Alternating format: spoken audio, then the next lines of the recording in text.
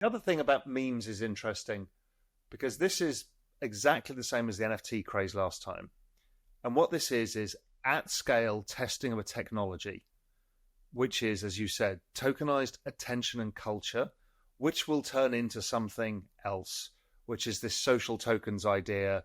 This is these micro community ideas or sports community. All of this is coming and it's being battle tested now. And it will 99% will all go to zero, but we'll have learned how to scale, how to do this, and some of the things we can do with it.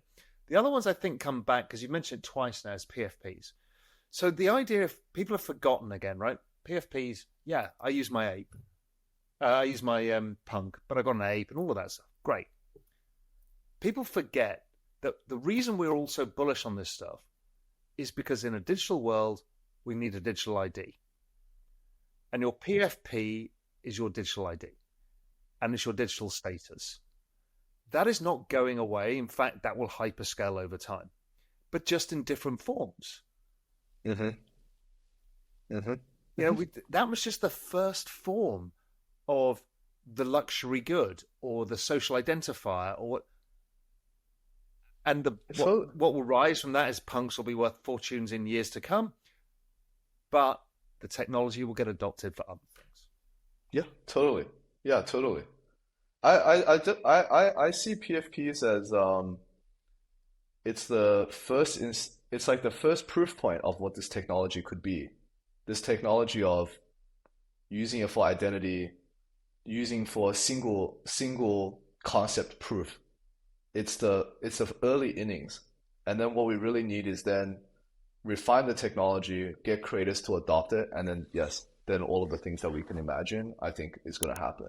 It's like what they say about tech, right? Like we underestimate what could happen in a few years, but we overestimate what things could be in 2 years, but underestimate what things could be in 10 years. I think it's the same. Like in 10 years, this stuff will be like way crazier, way huger than we could have ever imagined. And of course, right now, it's not a straight line path to what we can imagine the future could be. Yeah. So talking of that as a kind of something to think about as we go is I've been using for quite a long time. I built that model of the internet adoption versus crypto adoption using wallets versus IP addresses. So they're similar because we have many IP addresses, we have many wallets, right? Started them at 5 million each to say, okay, that's what it really started to scale. Crypto has been growing at twice the speed of the internet at the same stage. So it's been growing at 147% a year, which oddly enough is roughly the same growth as Bitcoin in terms of price appreciation, because it's network effects here. The internet was slower because why? It didn't have the token economics that makes the number go up. You couldn't make money out of that. You had to make money from the applications layer, but not the actual infrastructure layer, which is what tokens are. Then it kind of, the internet slowed down growth from like 87% to 43% as maturity comes.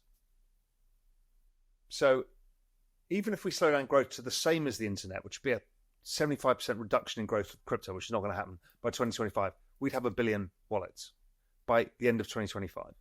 We'll actually probably like to have 2 billion. But if I take the trend out to only 2032, or 2030, we're at 4 billion. 4 billion wallets is a mature, saturated market.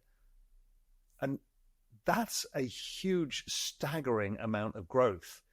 Hey, thanks for sticking around to the end. Look, if you enjoyed it, hit the subscribe button and check out the video here on the right-hand side. I'm sure you'll enjoy that one as well. And if you're ready for more, go to realvision.com/join. I'll see you there.